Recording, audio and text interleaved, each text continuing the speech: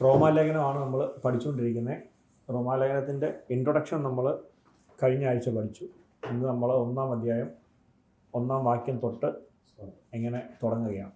അപ്പോൾ അതിന് മുമ്പ് 1-2 കാര്യങ്ങൾ ഇൻട്രൊഡക്ഷൻ നമുക്കൊന്ന് ബ്രഷപ്പ് ചെയ്യണം, കാരണം അതിനെ കണക്ട് ചെയ്തിട്ടാണ് നമ്മൾ ബാക്കി ഇന്ന് തുടങ്ങുന്നത്. ഓക്കെ, സിമ്പിളാണ് കേട്ടോ. ഇത് നമ്മൾ പൊതുവെ റോമാലേഖനം അങ്ങനെ വിചാരിക്കുന്നതിൻ്റെ അത്രയും കോംപ്ലിക്കേറ്റഡ് അല്ല, വളരെ സിമ്പിളാണ്. നമ്മൾ ആ കോണ്ടെക്സ്റ്റ് മനസ്സിലാക്കിയാൽ പിന്നെ നമ്മൾ വായിച്ചാൽ നമുക്ക് മനസ്സിലാകാവുന്ന അത്ര സിമ്പിളാണ് റോമർക്ക് എഴുതിയ ലേഖനം. അപ്പം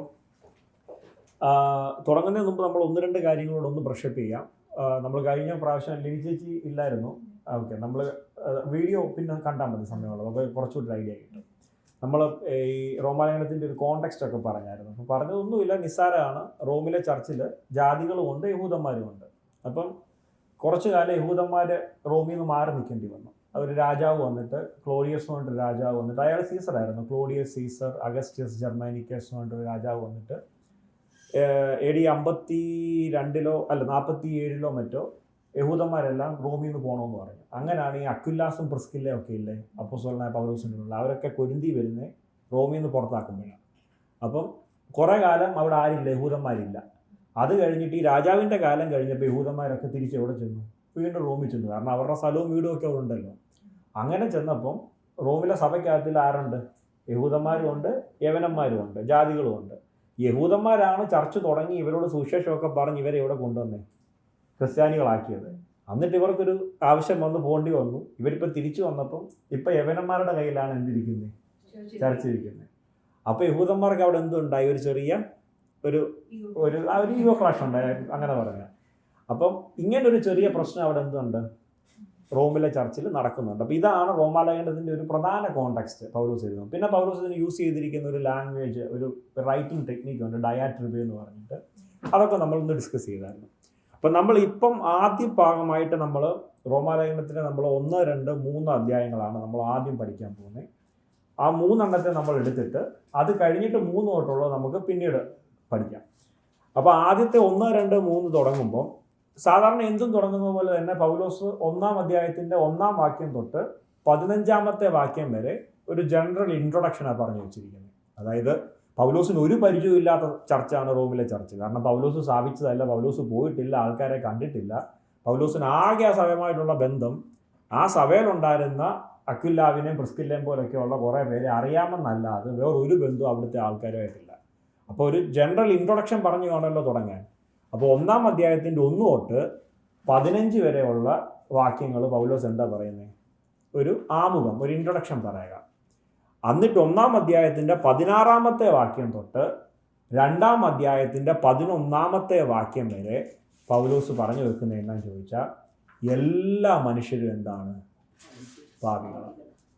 എല്ലാവരും പാപികളാണെന്ന് പൗലോസ് അങ്ങ് സ്ഥാപിക്കുക. അപ്പം ഇവിടെ ഒരു ചെറിയ പ്രശ്നം നടക്കുന്നുണ്ട്. യഹൂദനാണോ യവനനാണോ ബെറ്റർ എന്നുള്ള ഒരു ചെറിയ ക്ലാഷ് നടക്കുമ്പോൾ പൗലോസ് പറയുക, എല്ലാവരും പാപിയാണെന്ന് പൗലോസ് എന്ത് ചെയ്യുക? സ്ഥാപിക്കുക. അത് ഈ നമ്മൾ മനസ്സിലാക്കേണ്ട കാര്യം, നമ്മളീ പറയുന്ന 1-ാം അധ്യായത്തിൻ്റെ 1, 2-ാം അധ്യായത്തിൻ്റെ 11 എന്നൊക്കെ പൗലോസ് എഴുതുമ്പോൾ ഇല്ലായിരുന്നു. പൗലോസ് 1-ന്റെ 1 തൊട്ട് 16-ന്റെ അവസാനം വരെ ഒരൊറ്റ കട്ടായിട്ട് എഴുതിയതാണ്. പിന്നീട് എത്ര നൂറ്റാണ്ടുകൾക്ക് ശേഷം ഏതാണ്ട് 16-ാം നൂറ്റാണ്ടിലൊക്കെയാണ് എന്ത് ചെയ്യുന്നത്? ഇതിനെ അധ്യായമാക്കി തിരിക്കുന്നതും വാക്യങ്ങളാക്കി തിരിക്കുന്നതും. അതുകൊണ്ട് നമുക്ക് ഗുണമുണ്ട്. പറയുമ്പോൾ നമുക്ക് എന്താ പെട്ടെന്ന് പറയാം, 3-ന്റെ 3 റെഫറൻസ് എടുക്കാം. പക്ഷെ ദോഷമുണ്ടോ എന്ന് ചോദിച്ചാൽ എന്തുണ്ട്? ദോഷമുണ്ട്. പലപ്പോഴും ഇതിൻ്റെ ആശയങ്ങളെ നമ്മൾ എന്ത് ചെയ്തിട്ടുണ്ട്? മുറിച്ച് കളഞ്ഞിട്ടുണ്ട്. അപ്പോൾ പൗലോസ് ഇത് എഴുതുമ്പോൾ പൗലോസ് എന്തായിട്ട് എഴുതുന്നേ? ആദ്യം തൊട്ട് അവസാനം വരെ ഒരൊറ്റ ലേഖനമായിട്ട്, ഒരൊറ്റ ലെറ്ററായിട്ടാണ് എഴുതുന്നത്. അപ്പം നമ്മളിപ്പം ഇതിനെ ചേർത്ത് പഠിക്കുമ്പം ഞാൻ പറഞ്ഞാൽ 1-ന്റെ 1 തൊട്ട് 15 വരെ എന്താണ്? ഇൻട്രൊഡക്ഷൻ. അത് കഴിഞ്ഞിട്ട് 1-ന്റെ 16 തൊട്ട് 2-ന്റെ 11 വരെ എല്ലാ മനുഷ്യന്മാരും പാപിയാണ്, റിഗാർഡ്ലെസ് ഓഫ് കാസ്റ്റ്, റിലീജിയൻ എല്ലാം നോക്കിയിട്ടും മനുഷ്യനാണോ നീ എന്താണ്? പാപിയാണ്. എന്നിട്ട് 2-ന്റെ 12 തൊട്ട് 2-ന്റെ 16 വരെ എടുത്തു പറയുകയാണ് ജാതികളായിട്ടുള്ളവരെങ്ങനെയാണ് പാപിയാകുന്നത്. അപ്പോൾ പൊതുവേ യഹൂദനായിട്ടുള്ള ഒരാളൊരു ലെറ്റർ എഴുതുമ്പം ജാതികൾ പറയുമല്ലോ, ഞങ്ങൾക്ക് നിങ്ങളുടെ ന്യായപ്രമാണം ഒന്നും എന്ത് ഞങ്ങൾക്കില്ലായിരുന്നു, അതുകൊണ്ട് ഞങ്ങളെ എങ്ങനെയാണ് നീ വിധിക്കുന്നതെന്ന് ചോദിക്കുമ്പോൾ സ്പെസിഫിക്കായിട്ട് പൗലോസ് എടുത്തു പറയുകയാണ് ജാതികൾ എങ്ങനെയാണ് പാപികളാകുന്നതെന്ന്. അത് കഴിഞ്ഞിട്ട് 2-ന്റെ 19 മുതൽ 29 വരെ പൗലോസ് പറയുകയാണ് യഹൂദന്മാരെങ്ങനെയാണ് പാപികളാകുന്നത്. എന്നിട്ട് 3-ാം അധ്യായം പൗലോസ് തുടങ്ങുമ്പം പൗലോസ് ഒരു സ്റ്റീരിയോ ടൈപ്പിനെ ബ്രേക്ക് ചെയ്താൽ തുടങ്ങുന്നത്. സ്റ്റീരിയോ ടൈപ്പിനെ എങ്ങനെയാണ് ബ്രേക്ക് ചെയ്യുന്നതെന്ന് ചോദിച്ചാൽ, പൊതുവേ ആൾക്കാരുടെ മനസ്സിലൊരു ധാരണ കാണുമല്ലോ എന്തുകൊണ്ടാണ് യഹൂദൻ കൊള്ളാത്തതെന്ന്.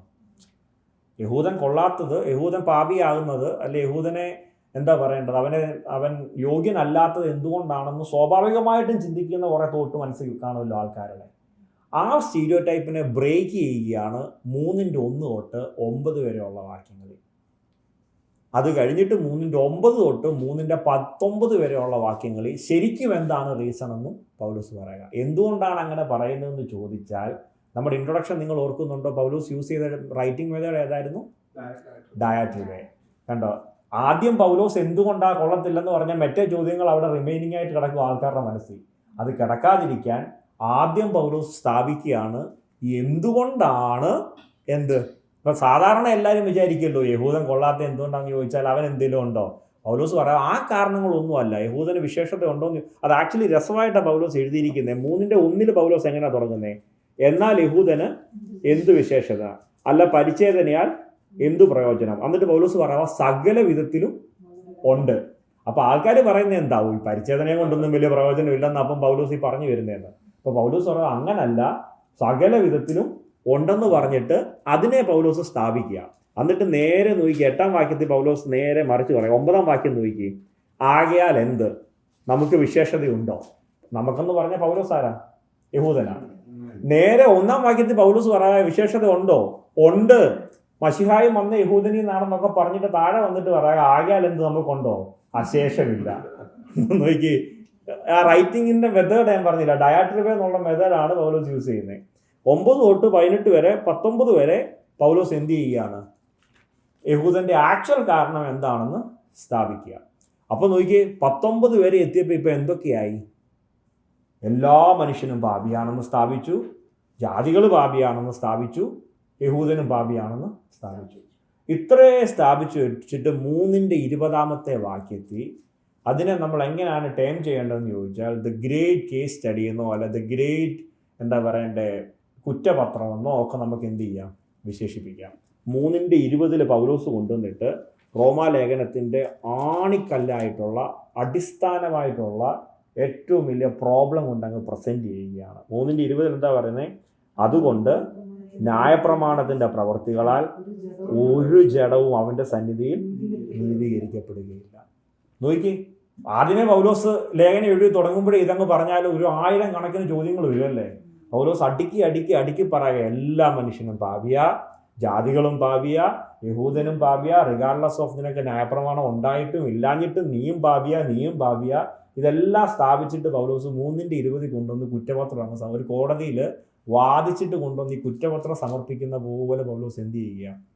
ഈ കോടതിയുടെ ഒരു സ്ട്രക്ചർ എന്താ ഉപയോഗിക്കാൻ കാര്യം എന്ന് ചോദിച്ചാൽ, ഇതിന്റെ കാതൽ എന്താണ്? റോമാലേഖനത്തിന്റെ വിശ്വാസത്താലുള്ള നീതീകരണം. അപ്പൊ നീതീകരണം നടക്കുന്നത് എവിടെയാണ്? ഒരു കോടതിയുടെ വാദ സെറ്റപ്പിലാണ് നമുക്ക് എന്ത് നീതീകരണം നടക്കത്തുള്ളൂ. അപ്പം നീതീകരണമാണ് ഇതിന്റെ തീം എന്നുള്ളത് കൊണ്ട് ആ ഒരു മെത്തേഡാണ് പൗലോസ് എന്ത് ചെയ്യുന്നത്, യൂസ് ചെയ്യുന്നത്. എല്ലാം സ്ഥാപിച്ചു വന്നിട്ട് 3:20 പൗലോസ് ഏറ്റവും വലിയ പ്രോബ്ലം പ്രസന്റ് ചെയ്യുക, ഏറ്റവും വലിയ എന്താ പറയേണ്ടത് കുറ്റപത്രം സമർപ്പിക്കുക. എന്താണ് കുറ്റപത്രം? ന്യായപ്രമാണത്തിന്റെ പ്രവൃത്തി കൊണ്ട് അതുകൊണ്ട് എന്തില്ല, ഒരു മനുഷ്യനും നീതീകരിക്കത്തില്ല.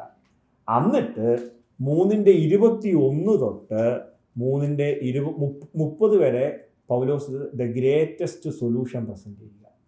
നോക്കി, ഇങ്ങനെ ഘട്ടമായിട്ട് എല്ലാം പ്രൂവ് ചെയ്ത് കൊണ്ടുവന്നു. ഏറ്റവും വലിയ പ്രോബ്ലം 3:20 പ്രസന്റ് ചെയ്യുന്നു. 3:21 തൊട്ട് 29 വരെ ദ ഗ്രേറ്റസ്റ്റ് സൊല്യൂഷൻ. എന്താണ് സൊല്യൂഷൻ? സാൽവേഷൻ. യേശു ക്രിസ്തുവിലൂടെയുള്ള വിശ്വാസത്താലുള്ള രക്ഷ എന്താണെന്ന് പൗലോസ് അവിടെ പ്രസന്റ് ചെയ്യുക. അപ്പോൾ പ്രസന്റ് ചെയ്താൽ തീർന്നോ? പൗലോസ് ഒരു കാര്യം പറഞ്ഞു, പൗലോസ് ഒരു വലിയ പ്രശ്നവും കാണിച്ചു, ആ പ്രശ്നത്തിന്റെ ഏറ്റവും വലിയ സൊല്യൂഷനും പറഞ്ഞു. അതോടുകൂടി തീർന്നോ? ആൾക്കാരുടെ മനസ്സിൽ ഇഷ്ടംപോലെ ചോദ്യം വരത്തില്ലേ? അപ്പം അങ്ങനെ ഉണ്ടാകുന്ന ഒന്നാമത്തെ ക്വസ്റ്റ്യനാണ് 31 വാക്യം. ആ 3:31 വാക്യം എങ്ങനെ എഴുതുന്നത്? ആകയാൽ നാം വിശ്വാസത്താൽ ന്യായപ്രമാണത്തെ ദുർബലമാക്കുന്നുവോ? നോക്കി, ഇത്രയും പറഞ്ഞ് പൗലോസ് എല്ലാം സ്ഥാപിച്ച് ദ ഗ്രേറ്റ് ക്വസ്റ്റ്യൻ പ്രസന്റ് ചെയ്തു, അതിൻ്റെ ഗ്രേറ്റ് ആൻസർ പ്രസന്റ് ചെയ്തിട്ട് അവിടെ നിർത്തുവല്ല, ഇനിയും ഉണ്ടാകാൻ സാധ്യതയുള്ള ചോദ്യങ്ങളുടെ ആദ്യത്തെ ചോദ്യം പ്രസന്റ് ചെയ്യുക. അതുകൊണ്ട് നമ്മൾ വിശ്വാസത്താൽ ന്യായപ്രമാണത്തെ ദുർബലമാക്കുവാണോ? എന്നിട്ട് 4 തൊട്ട് അതിനെ അഡ്രസ്സ് ചെയ്തിട്ടുള്ള കാര്യങ്ങളാണ് പോകുന്നത്. അപ്പം നമ്മളിപ്പോൾ ഇത്രയേ നോക്കുന്നുള്ളൂ. 3 വരെ തീർത്തിട്ട് നമുക്ക് 4 തൊട്ടുള്ള സ്ട്രക്ചറും അതിൻ്റെ പാറ്റേണും ഒക്കെ നമുക്ക് മുന്നോട്ട് പോകും. അപ്പോൾ ഇതുവരെയുള്ള ഇപ്പോൾ റോമാലേഖനം 1 തൊട്ട് 3 വരെ ഉള്ളത് ഈസി ആയിട്ട് മനസ്സിലായില്ലേ? സിമ്പിളാണ്, ഇത്രയേ ഉള്ളൂ. പൗലോസ് 1 തൊട്ട് 15 വരെ എന്താ പറയുന്നത്? ഒരു ഇൻട്രൊഡക്ഷൻ പറയുന്നു. അത് കഴിഞ്ഞ് പൗലോസ് സ്ഥാപിക്കുവാണ് എല്ലാ മനുഷ്യന്മാരും പാപികളാണ്. എന്നിട്ട് പൗലോസ് എടുത്ത് സ്ഥാപിക്കുന്നു ന്യായപ്രമാണം ഇല്ലാത്ത ജാതിയും പാപിയാണ്, ന്യായപ്രമാണമുള്ള യഹൂദനും പാപിയാണ്. അപ്പോൾ എല്ലാവരും പാപി ആയതുകൊണ്ട് തന്നെ എന്താണ്? എല്ലാവർക്കും ഒരു രക്ഷ വേണം. അതാണ് ഏറ്റവും വലിയ പ്രോബ്ലം. ഇനി അതിൻ്റെ സൊല്യൂഷൻ എന്താണ്? സാൽവേഷൻ. അതും പ്രസന്റ് ചെയ്യുന്നു. ഇത്രയും ചെയ്ത് കഴിയുമ്പോൾ സ്വാഭാവികമായിട്ടും ചോദ്യങ്ങളുണ്ടാവും. അതിൽ ഒന്നാമത്തെ ചോദ്യം എടുത്തു വെക്കുന്നു.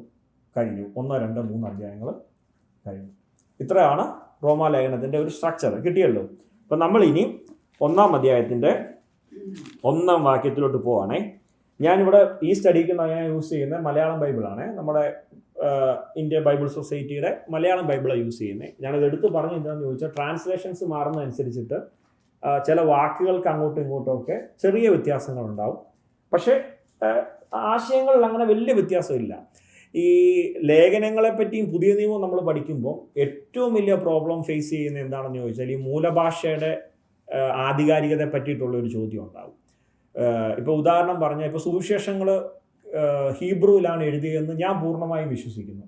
ചിലരത് ഗ്രീക്കിലാണെന്ന് പറയുന്നവരുണ്ട്. ക്ലാസിക്കൽ ഗ്രീക്ക് ഉപയോഗിച്ചിരുന്നു, കൊയിനെ ഗ്രീക്ക് ഉപയോഗിച്ചിരുന്നു ഒക്കെ പറയുന്ന വാദങ്ങളുണ്ട്. ഇപ്പം ഞാൻ അത് ഹീബ്രുവിലാണെന്ന് വിശ്വസിക്കാൻ എനിക്ക് എൻ്റേതായ കാരണങ്ങളുണ്ട്. What ever it is.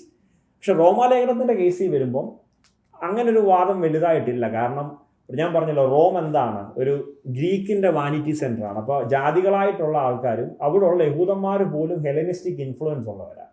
അപ്പോൾ അതുകൊണ്ട് തന്നെ പൗലോസിനെ പോലെ ഗ്രീക്കിൽ അഗ്രഗണ്യനായ ഒരു മനുഷ്യൻ ഗ്രീക്ക് അല്ലാതെ മറ്റൊരു ലാംഗ്വേജ് യൂസ് ചെയ്യേണ്ട ആവശ്യകത അവിടെ എന്തില്ല, വലുതല്ല. അപ്പോൾ അതുകൊണ്ട് ഇത് ഗ്രീക്കിലാണ് എഴുതിയപ്പെട്ടതെന്നാണ് മൂലഭാഷയിൽ നമുക്ക് കുറച്ചുകൂടെ അക്സെപ്റ്റ് ചെയ്യാവുന്ന ഒരു വാദം. എന്നിരുന്നാലും ഞാനിവിടെ യൂസ് ചെയ്യുന്ന മലയാളം ഇതായതുകൊണ്ട് മലയാളത്തിലെ വാക്കുകളുടെ അടുക്കിലാണ് നമ്മൾ മുന്നോട്ട് പോകുന്നത്. ഇംഗ്ലീഷിൽ എനിക്ക് തോന്നുന്നു എല്ലാ ട്രാൻസ്ലേഷനും സ്റ്റാർട്ട് ചെയ്യുന്നത് KJV ആണെങ്കിലും ESV ആണെങ്കിലും എല്ലാം സ്റ്റാർട്ട് ചെയ്യുന്നത് പോൾ എന്ന വാക്കിലാണ് അല്ലേ? Paul the servant of God എന്ന് പറഞ്ഞിട്ട് ജീസസ് എന്ന് പറഞ്ഞാൽ തുടങ്ങുന്നത്. ആക്ച്വൽ ഗ്രീക്കിലും അങ്ങനെ തുടങ്ങുന്നത്. പൗലോസ് ഡൂലോസ് ക്രിസ്റ്റോസ് എന്ന് പറഞ്ഞാൽ തുടങ്ങുന്നത്. ഗ്രീക്കിലും അങ്ങനെ തന്നെ തുടങ്ങുന്നത്. മലയാളത്തിൽ അവർ ട്രാൻസ്ലേറ്റ് ചെയ്ത് വെച്ചപ്പോൾ അവർ ദൈവം എന്ന വാക്ക് ആദ്യം കൊണ്ടുവച്ചാണ് തുടങ്ങിയത്. മൂന്നാമത് കടന്ന സെൻറ്റൻസിനെ അവർ ആദ്യം കൊണ്ടുവച്ചിട്ട് അങ്ങനെയാണ് അവർ അടുക്കിയിരിക്കുന്നത്. എനിക്കറിയില്ല എന്തുകൊണ്ടാണ് അവരങ്ങനെ ചെയ്തതെന്ന് അറിയില്ല. പക്ഷേ അത് വളരെ മനോഹരമായി. കാരണം എനിക്ക് തോന്നുന്നു ഇത് എഴുതിയപ്പോൾ അവർ അതിൻ്റെ ഒരു സ്ട്രക്ചർ ഒന്ന് ഉറപ്പിക്കാൻ വേണ്ടിയിട്ട് ആദ്യം ആ ദൈവം എന്നൊരു പദം, കാരണം ഈ ഉൽപ്പത്തി 1 തുടങ്ങുന്നതും ദൈവം എന്ന പദം പറഞ്ഞുകൊണ്ടാണല്ലോ അല്ലേ? നിങ്ങൾ ചുമ്മാ കേട്ടുകൊണ്ടിരിക്കുകയാണേ. ഉൽപ്പത്തി 1 ദൈവം എന്ന് പറഞ്ഞാണോ തുടങ്ങുന്നേ?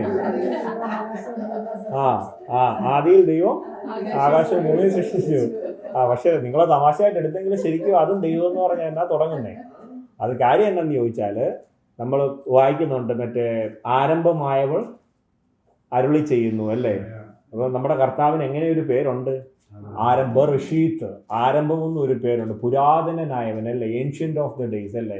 അപ്പം ബർഷീത്ത് എന്ന് പറഞ്ഞാൽ ആരംഭമാകുന്നുള്ളത് എന്ന് നമ്മുടെ കർത്താവിന്, നമ്മുടെ ദൈവത്തിന് അങ്ങനെ എന്തുണ്ട്? ഒരു പേരുണ്ട്. അപ്പോൾ അതുകൊണ്ട് ഇവിടെയും തുടങ്ങാൻ വേണ്ടി അവർ ആദ്യം ദൈവം എന്നുള്ള വാക്കെടുത്ത് വെച്ചു. അപ്പം റോമാലേഖനം 1:1 തുടങ്ങുന്നത് എങ്ങനെയാണ്?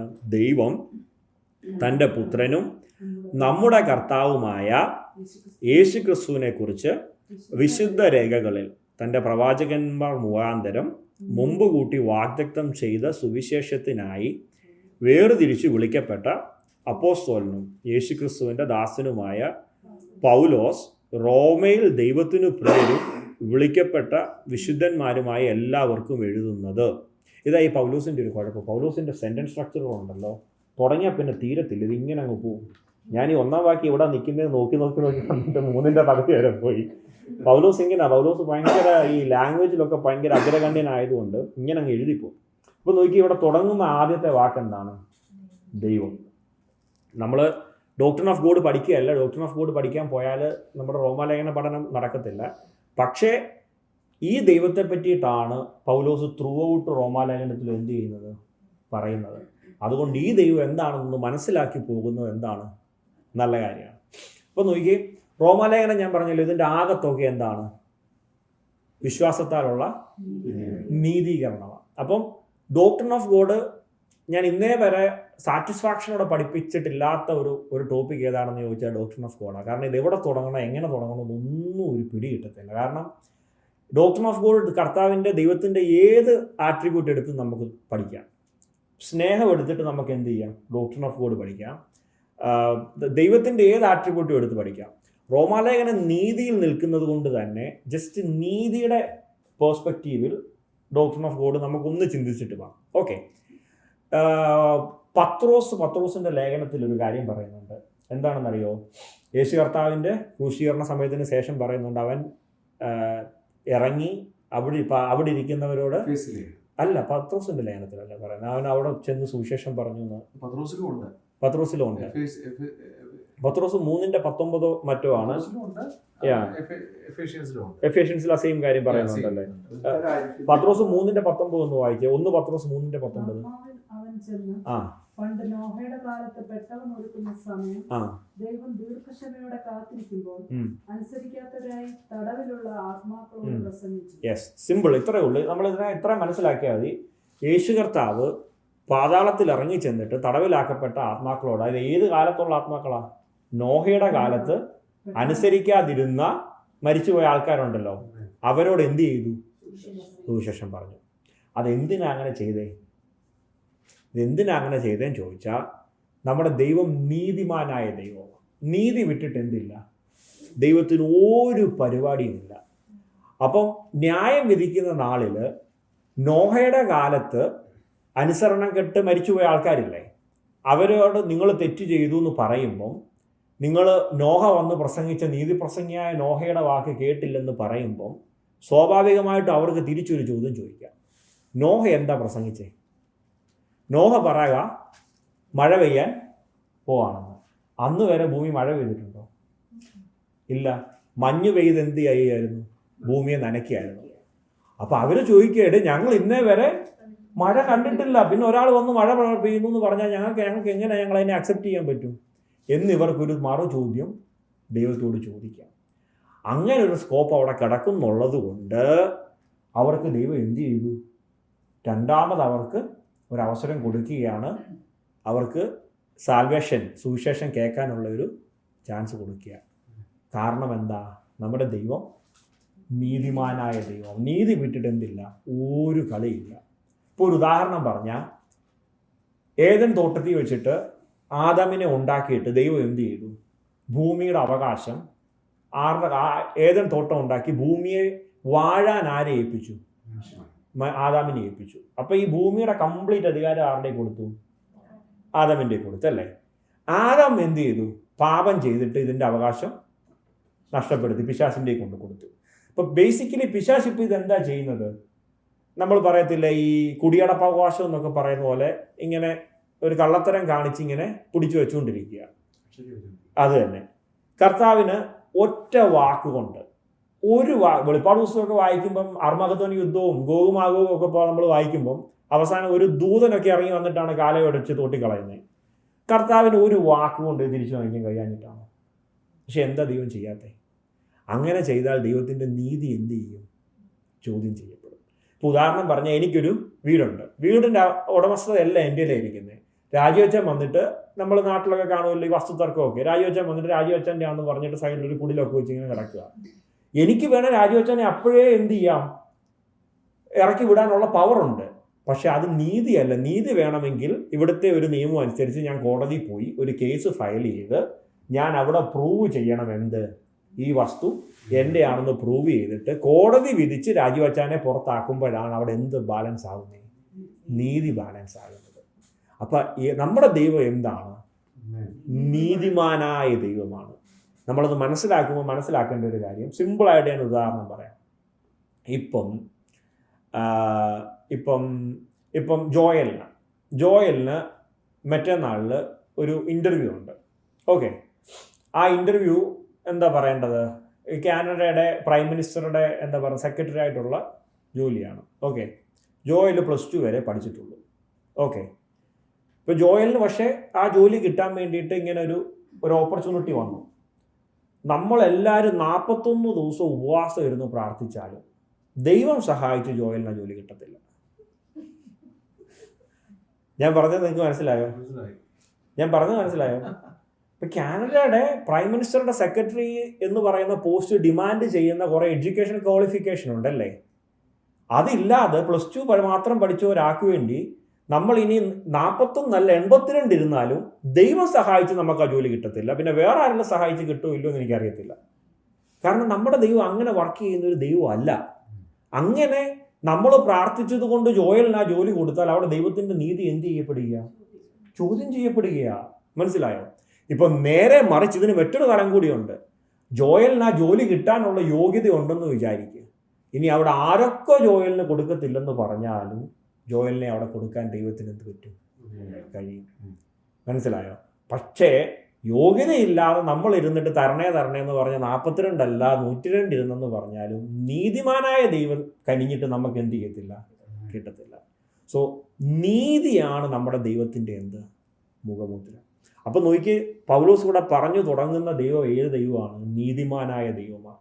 അതുകൊണ്ടാണ് നീതീകരണത്തെ പറ്റിയിട്ടൊക്കെ ഇത്ര ഘോരമായി പൗലോസിന് എഴുതി സ്ഥാപിക്കേണ്ടി വരുന്നത്. നീതീകരണം എന്താണെന്നും വിശ്വാസത്താൽ എങ്ങനെയാണ് നീതീകരണം സംഭവിക്കുന്നതെന്നും ആ നീതീകരണം സംഭവിപ്പിക്കാൻ വേണ്ടി സ്വന്തം പുത്രനെ എന്തുകൊണ്ട് ദൈവത്തിന് ക്രൂശിൽ പരസ്യ കോലമായി പ്രദർശിപ്പിക്കേണ്ടി വന്നു എന്നും ഒക്കെ പറയുന്നത് ദൈവം എന്തുകൊണ്ടാണ്? നീതിമാനായ ദൈവം ആയതുകൊണ്ടാണ്. അപ്പോൾ നോക്കി, അവിടുന്ന് തുടങ്ങുകയാണ്. അപ്പോൾ പറയാം, ദൈവം തൻ്റെ പുത്രനും നമ്മുടെ കർത്താവുമായ യേശു ക്രിസ്തുവിനെ കുറിച്ച് വിശുദ്ധ രേഖകളിൽ തൻ്റെ പ്രവാചകന്മാർ മുഖാന്തരം മുമ്പ് കൂട്ടി വാഗ്ദത്തം ചെയ്ത സുവിശേഷം. അപ്പം എന്താണ് സുവിശേഷം എന്ന് പൗലോസ് എന്ത് ചെയ്യുക? ആദ്യമേ പറയുക. അപ്പം സിമ്പിളായിട്ട് നോക്കി ഇവിടെ നമുക്ക് മനസ്സിലാകുന്ന ഒരു കാര്യമുണ്ട്. പൗലോസ് പറയാം, ദൈവം തൻ്റെ പുത്രനും നമ്മുടെ കർത്താവുമായ ആരെക്കുറിച്ച് ആ വിശുദ്ധ രേഖകൾ പറഞ്ഞിരിക്കുന്നത്? വിശുദ്ധ രേഖകളും പ്രവാചകന്മാരും പറഞ്ഞിരിക്കുന്നത് ആരെ പറ്റിയിട്ടാണ്? യേശു ക്രിസ്തുവിനെ പറ്റിയിട്ടാണ്. വിശുദ്ധ രേഖകളും ദ എൻ്റയർ ബൈബിൾ യേശു ക്രിസ്തുവിനെ നമ്മളെ രക്ഷിതാവിനായി ലോകരക്ഷിതാവായിട്ട് പ്രസൻറ്റ് ചെയ്യുന്ന മെസ്സേജ് അല്ലാതെ വേറൊരു മെസ്സേജ് ഇതിലില്ല, ഇവിടില്ല. ഇവിടെ വ്യക്തമായിട്ട് പൗലോസ് പറയുക, വിശുദ്ധ രേഖകളിൽ തൻ്റെ പ്രവാചകന്മാർ മുഖാന്തരം മുമ്പ് കൂട്ടി വാഗ്ദത്തം ചെയ്ത സുവിശേഷം എന്തിനെ പറ്റിയിട്ടാണ്? ദൈവം തൻ്റെ പുത്രന് നമ്മുടെ കർത്താവുമായ യേശു ക്രിസ്തുവിനെ കുറിച്ചാണ് ഇതിലെല്ലാം എന്ത് ചെയ്തിരിക്കുന്നത്? പറഞ്ഞിരിക്കുന്നത്. അപ്പോൾ നോക്കി, വിശുദ്ധ രേഖകൾ, പൗലോസ് ഇവിടെ വിശുദ്ധ രേഖകൾ എന്ന് പറയുമ്പം അന്നുള്ള വിശുദ്ധ രേഖകൾ എന്താണ്? തനാക്കാണ്. അതായത് മോശയുടെ ന്യായപ്രമാണവും പ്രവാചകന്മാരും തിരുവെഴുത്തുകളും സങ്കീർത്തനം പോലുള്ള എഴുത്തുകളും. ഇതിൻ്റെ അകത്തിലെല്ലാം ആരെ പറ്റിയാണ് പറഞ്ഞിരിക്കുന്നതെന്ന പൗലോസ് ഇവിടെ പറയുന്നത്? നമ്മുടെ രക്ഷിതാവായ യേശു ക്രിസ്തുവിനെ പറ്റിയിട്ടാണ്.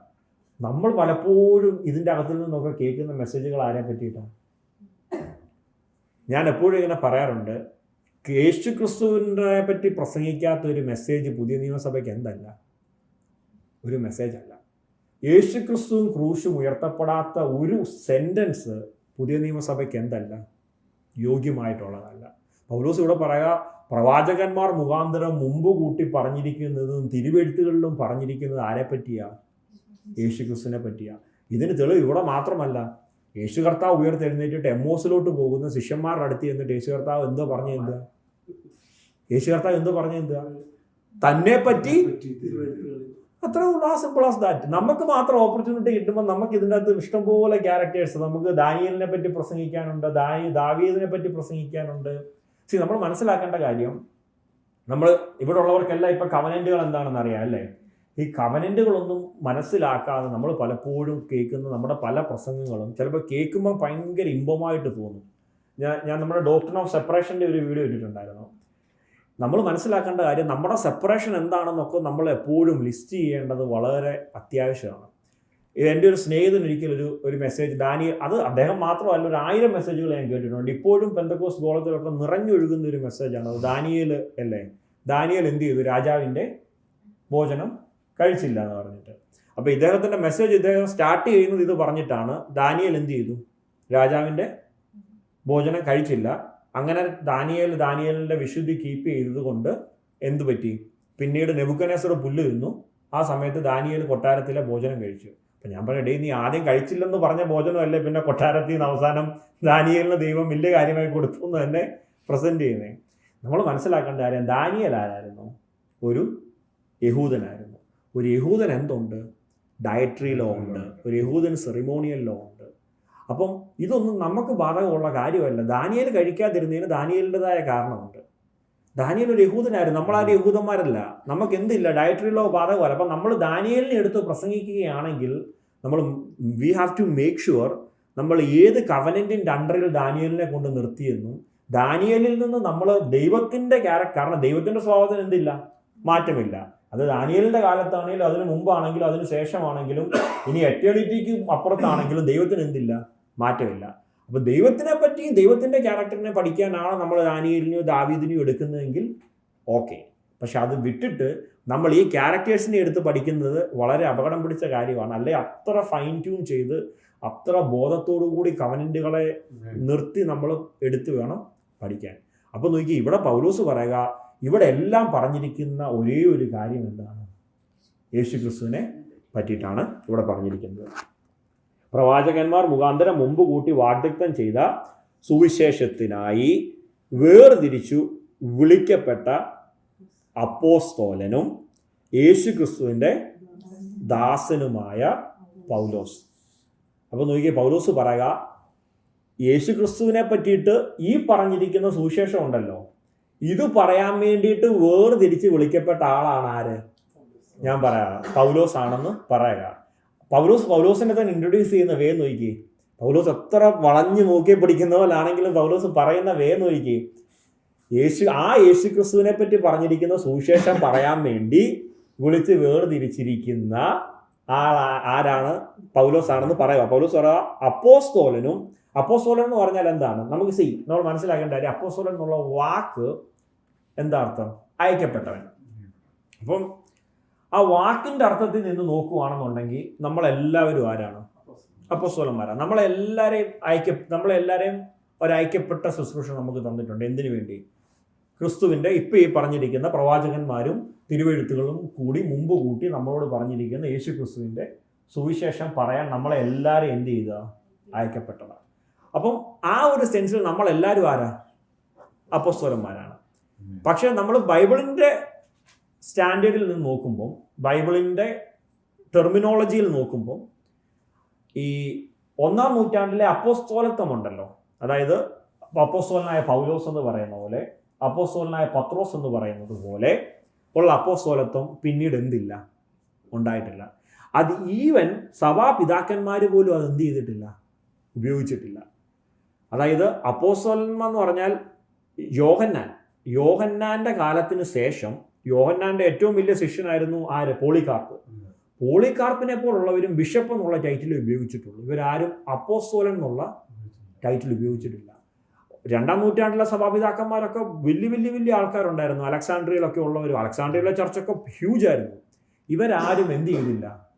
അപ്പോസ്തലൻ എന്നുള്ള ടൈറ്റിൽ ഉപയോഗിച്ചിട്ടില്ല. പക്ഷെ നമ്മുടെ ഇന്നത്തെ കാലത്ത് ഈ ന്യൂ അപ്പോസ്റ്റോലിക് മിനിസ്ട്രി എന്ന് പറഞ്ഞിട്ടൊരു മൂവ്മെൻറ്റ് കുറേ കാലങ്ങൾക്ക് മുമ്പ് ഉണ്ടാകുകയും ഒരുപാട് പേര് ഈ അപ്പോസ്തലൻ എന്ന് വിളിക്കുന്നുമുണ്ട്. നമ്മൾ മനസ്സിലാക്കേണ്ട കാര്യം ഞാൻ പറഞ്ഞല്ലോ, അയക്കപ്പെട്ടവൻ എന്നുള്ള സെൻസിൽ നമ്മളെല്ലാവരും അപ്പോസ്തലന്മാരാണ്. അത് ഒരാൾക്ക് മാത്രം കൊടുത്തിരിക്കുന്ന ഒരു എന്താ പറയുന്ന ടൈറ്റിലല്ല. US അങ്ങനെ ഒരു മൂവ്മെന്റ് ഉണ്ടായതാ. ഇഷ്ടം പോലെ നമ്മുടെ നാട്ടിൽ ഒരുപാട് പേര് ഇപ്പം അങ്ങനെ ഈ ടൈറ്റിൽ യൂസ് ചെയ്യുന്നവരുണ്ട്. അതെ. അപ്പൊ നമ്മൾ 1-ാം നൂറ്റാണ്ടിൽ ഒത്തിരി പേരുണ്ട്. അപ്പൊ നമ്മൾ ഞാൻ അങ്ങനെ ഒരാളുടെ ഇത് പറഞ്ഞല്ല. പക്ഷെ നമ്മൾ മനസ്സിലാക്കണ്ടേ, 1-ാം നൂറ്റാണ്ടിൽ അപ്പോസ്തലൻ എന്ന് പറയുമ്പം അതിന് കുറെ പാരാമീറ്റർ ഉണ്ടായിരുന്നു. ഒന്ന്, യേശു കർത്താവിനെ കണ്ടവരും യേശു കർത്താവിൻ്റെ കൂടെ നടന്നവരും പഠിച്ചവരും ആയിരിക്കണം. അതായത് യേശു കർത്താവിൽ നിന്ന് ഡയറക്റ്റ് ഉപദേശം കേട്ട ആൾക്കാരായിരിക്കണം എന്ത്? അപ്പോസ്തലന്മാർ. ആര്? ലൂക്കോസ് എന്തല്ല? അപ്പോസ്തലനായ ലൂക്കോസ് എന്ന് നമ്മൾ എവിടെയെങ്കിലും പറഞ്ഞു കേട്ടിട്ടുണ്ടോ? അപ്പോസ്തലനായ മർക്കോസ് എന്ന് നമ്മൾ പറഞ്ഞു കേട്ടിട്ടില്ല. പക്ഷേ അങ്ങനെ നോക്കുകയാണെന്നുണ്ടെങ്കിൽ പൗലോസ് ആരല്ല? പൗലോസ് കർത്താവിൻ്റെ കൂടെ നടന്ന ആളല്ല, കർത്താവിൽ നിന്ന് കേട്ട ആളുമല്ല. പക്ഷേ പൗലോസിൻ്റെ കേസിൽ പൗലോസിന് കിട്ടിയത് എന്തായിരുന്നു? ഒരു സ്പെഷ്യൽ റെവലേഷൻ ആയിരുന്നു. പൗലോസിനെ ദൈവം ഡെമസ്കോസിൻ്റെ പടിവാതിൽക്കൽ നിന്ന് വിളിച്ചിട്ട് പൗലോസ് അറേബ്യൻ മരുഭൂമിയിൽ പോയി 2 വർഷം ഇരുന്നു. അത് എന്ത് അവിടെ സംഭവിച്ചു എന്ന് നമുക്കറിയത്തില്ല. പൗലോസ് തന്നെ പിന്നീട് പറയുന്നത് ഞാൻ 3-ാം സ്വർഗത്തോളം എടുക്കപ്പെട്ട ആളാണെന്നാണ്. അങ്ങനെ 3-ാം സ്വർഗത്തോളം എടുക്കപ്പെട്ട ഒരാളാണ്. അത്രയും വലിയ ആള് 3-ാം സ്വർഗത്തിൽ എടുക്കപ്പെട്ട ആളെ യേശുവിനെ കാണാതിരിക്കുമോ? യേശുവിൽ നിന്ന് കേൾക്കാതിരിക്കുമോ? അപ്പോൾ പൗലോസിന്റെ അപ്പോസ്തലത്തിന് കിട്ടിയത് ഈ പത്രോസിന് കിട്ടിയ പോലെയോ യാക്കോബിന് കിട്ടിയ പോലെയോ അല്ല, ഡയറക്റ്റ് വേറൊരു സിസ്റ്റത്തിൽ കൂടെ കൊടുത്തതാണ്. അതുകൊണ്ടാണ് കൊരിന്തിലെ സഭയൊക്കെ പൗലോസിന്റെ അപ്പോസ്തലത്തെ എന്ത് ചെയ്യുന്നത്? ചോദ്യം ചെയ്യുന്നത്. പൗലോസ് അത് എന്ത് ചെയ്യുന്നുണ്ട്?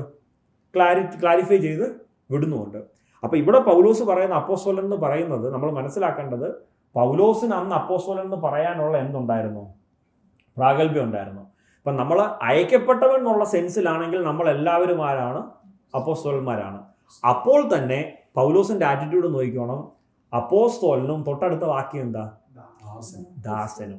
അതായിരിക്കണം നമ്മുടെ ആറ്റിറ്റ്യൂഡ്. പുതിയ നിയമസഭയുടെ ആറ്റിറ്റ്യൂഡ് എന്ന് പറഞ്ഞാൽ പൗലോസ് തന്നെ ചില ഒരു ഭാഗത്ത് പൗലോസിനെ പറ്റി പറയുന്നുണ്ടല്ലേ. അതായത് എബ്രായനിൽ നിന്ന് ജനിച്ച എബ്രായനാണ്, ബെന്യാമിൻ ഗോത്രക്കാരനാണ്, 8-ാം നാൾ പരിച്ഛേദന ഏറ്റവനാണ്, പൗലോസിന് പറയാനില്ലാത്ത പോലെ പരീശന്മാരിൽ പരീശനാണ്. ഇതൊക്കെ ഉണ്ടായിട്ടും പൗലോസ് ഇവിടെ പറയുന്നത് എന്താ? അയക്കപ്പെട്ട അപ്പോസ്തലനും ദാസനുമായ ഞാൻ. ഇവിടെ ഈ ദാസൻ എന്നുള്ള പദം എഴുതിയിരിക്കുന്നെങ്കിലും ശരിക്കും ഗ്രീക്കിൽ ഞാൻ മുമ്പേ പറഞ്ഞില്ലേ, പൗലോസ് ഡൂലോസ് ക്രിസ്റ്റോസ് എന്നാണ് എഴുതിയിരിക്കുന്നത്. ഡൂലോസ് എന്ന് പറഞ്ഞാൽ അടിമ. അതെ, അതായത് അടിമ അല്ലേ? അത്രയും ക്രിസ്തുവിന് വേണ്ടി പൗലോസ് നോക്കി അതിനെ ബാലൻസ് ചെയ്യുന്നത്. കാരണം നമ്മൾ അടിമ എന്ന് മാത്രം പറഞ്ഞല്ല വെക്കുന്നത്. പൗലോസ് അപ്പോസ്തലനുമാണ്, അറ്റ് ദ സെയിം ടൈം എന്താണ്? ഞാൻ ക്രിസ്തുവിന്റെ അടിമയുമാണ്. Property of another person. അതെ അതെ. അടിമയെന്ന് പറയുമ്പോൾ നിജു എന്റെ അടിമയാണെങ്കിൽ നിജുവിനെ ഒരു മനുഷ്യനായിട്ടല്ല, ഒരു പ്രോപ്പർട്ടി ആയിട്ടാണ് കാണുന്നത്. അത് ക്രിസ്തുവിന്റെ ഒരു പ്രോപ്പർട്ടി എന്ന നിലയ്ക്ക്. യെസ്. അത്രയും ഡെഡിക്കേറ്റഡ് ആയിരുന്നു പൗലോസ്. അതെ അതെ, കറക്റ്റ് പോയിന്റ് ആണ്. അതെ അതെ. അപ്പോൾ പൗലോസ് നോക്കി ഈ 2 രീതിയിലുമാണ് പ്രസന്റ് ചെയ്യുന്നത്. ഞാൻ എന്താണ്? സെയിം ടൈം ഞാൻ അപ്പോസ്തലനുമാണ്. അന്നാ ഞാൻ അപ്പോസ്തലനാണ്, ഞാനൊരു വലിയ ആളാണെന്നുള്ള ഇത് പിടിച്ചുകൊണ്ടിരിക്കുകയല്ല. അറ്റ് ദ സെയിം ടൈം പൗലോസ് അതിനെ ബാലൻസ് ചെയ്യാൻ ഞാൻ എന്താണ്? ഞാനൊരു അടിമയാണ്. ഞാൻ ക്രിസ്തുവിൽ. എവിടെ അടിമയാണ്? ക്രിസ്തുവിൽ ഞാൻ എന്താണ്? ഒരു ദാസനായിട്ട് ഇരിക്കുകയാണ്. ക്രിസ്തുവിന്റെ ദാസനുമായ പൗലോസ് റോമയിൽ ദൈവത്തിനും പ്രിയരും വിളിക്കപ്പെട്ട വിശുദ്ധന്മാരുമായ എല്ലാവർക്കും എഴുതുന്നത്. നമ്മൾ ഈ വിളിക്കപ്പെട്ട എന്നുള്ള വാക്കിനെ വളരെ ഡീറ്റെയിൽ ആയിട്ട് റോമാലേഖനത്തിൽ തന്നെ മുന്നോട്ട് പോകുമ്പോൾ നമ്മൾ എന്ത് ചെയ്യും? ഒരു അധ്യായം തന്നെ ഉണ്ട് എലക്ഷന് വേണ്ടിയിട്ട് അല്ലേ? അതായത് ഡോക്ട്രിൻ ഓഫ് എലക്ഷൻ ഡിസ്കസ് ചെയ്യുന്ന, വളരെ ഡീറ്റെയിൽ ആയിട്ട് പഠിപ്പിക്കുന്ന ഒരു അധ്യായം തന്നെ റോമാലേഖനത്തിനകത്തുകൊണ്ട് നമ്മളവിടെ വരും. പക്ഷെ നമ്മളിവിടെ പറഞ്ഞു പോകുമ്പോൾ മനസ്സിലാക്കേണ്ട ഒരു കാര്യം എന്താണ്? യേശു ക്രിസ്തുവിന്റെ ദാസനുമായ പൗലോസ് റോമയിൽ ദൈവത്തിന് പ്രിയരും വിളിക്കപ്പെട്ട വിശുദ്ധന്മാരും. നമ്മൾ മനസ്സിലാക്കേണ്ട കാര്യം, നമ്മളെല്ലാവരും ആരാണ്? പ്രിയരും നമ്മൾ എന്താണ്? വിളിക്കപ്പെട്ടവരുമാണ്. ബൈ ചാൻസ് ഇവിടെ വന്നിരിക്കുന്ന ആരുമില്ല. അത് നമ്മൾ ആദ്യം നമ്മുടെ ആ കോളിംഗ് എന്ത് ചെയ്യണം? റിയലൈസ് ചെയ്യണം. റോമിലുള്ള സഭയോട് പൗലോസ് പറയാം, നിങ്ങൾ ആരാണ്? നിങ്ങൾ ദൈവത്തിന് ആരാണ്? പ്രിയരാണ്. നിങ്ങൾ എന്താണ്? വിളിക്കപ്പെട്ടവരാണ്.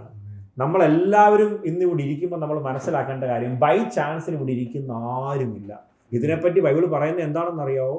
ഉലക സ്ഥാപനത്തിനു മുമ്പേ. ആ വാക്കിൻ്റെ ഒക്കെ പവർ നമ്മൾ മനസ്സിലാക്കണം. ഭൂമി ഉണ്ടാക്കുന്നതിന് മുമ്പേ ആരുണ്ടായിരുന്നു? ഞാനുണ്ടായിരുന്നു. അങ്ങനെ പറയാൻ നമുക്ക് ഓരോരുത്തർക്കും എന്തുണ്ട്? പ്രാഗൽഭ്യമുണ്ട്. ഒന്ന് ആലോചിച്ച് നോക്കി, നമുക്ക് അത്രയും പ്രാഗൽഭ്യത്തോട് പറയാം, ഭൂമി ഉണ്ടാക്കുന്നതിന് മുമ്പേ ആരുണ്ടായിരുന്നു? ഞാനുണ്ടായിരുന്നു. എവിടായിരുന്നു? ക്രിസ്തുവിൽ. യെസ്, എവിടായിരുന്നു? ക്രിസ്തുവിലായിരുന്നു ഞാൻ. ആ തെരഞ്ഞെടുപ്പ് എവിടെ നടന്നതാ?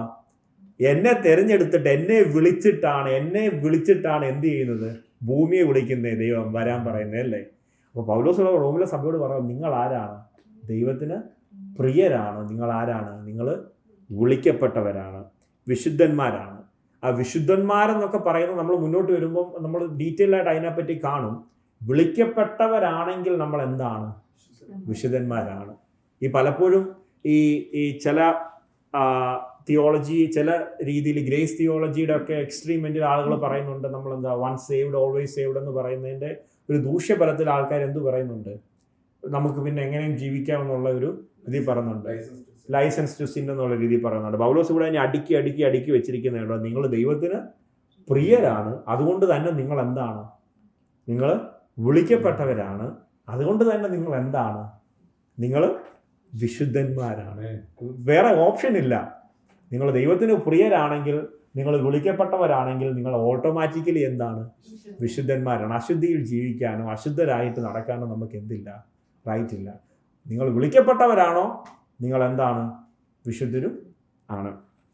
അവർക്കാണ് എന്ത് ചെയ്യുന്നത്? പൗലോസ് ലേഖനം എഴുതുന്നത്. അപ്പം നോക്കി, റോമിലെ സഭയോട് നോക്കി പൗലോസ് വിളിക്കപ്പെട്ടവരും ദൈവത്തിന് പ്രിയരും വിശുദ്ധന്മാരുമായവരെ നിങ്ങൾക്കിത് എഴുതുന്നു എന്ന് പറഞ്ഞ് റോമാലേഖനം എഴുതുമ്പം നമുക്കുള്ളതാണോ നമ്മൾ എങ്ങനെ ഉറപ്പിക്കുന്നത്? നമുക്ക് ഈ ക്വാളിറ്റി ഉണ്ടോ നോക്കിയാൽ മതി. ഇനി മുന്നോട്ട് നമ്മൾ പഠിക്കണമെങ്കിൽ ഇവിടെ സ്റ്റോപ്പ് ചെയ്തിട്ട് നമ്മളെ തന്നെ ഒന്ന് നോക്കുക. എന്ത്? നമ്മൾ വിളിക്കപ്പെട്ടവരാണോ? നമ്മൾ കർത്താവിൻ്റെ പ്രിയരാണോ? നമ്മൾ വിശുദ്ധിയിൽ ജീവിക്കുന്നവരാണോ? ഇത് മൂന്നും ഓക്കെ ആണെന്നുണ്ടെങ്കിൽ നമുക്ക് എന്ത് ചെയ്യാം? മുന്നോട്ട് വായിക്കാം. കാരണം ഇവരെയാണ് ആര് അഡ്രസ്സ് ചെയ്യുന്നത്? പൗലോസ് അഡ്രസ്സ് ചെയ്യുന്നത്, എഴുതുന്നത്.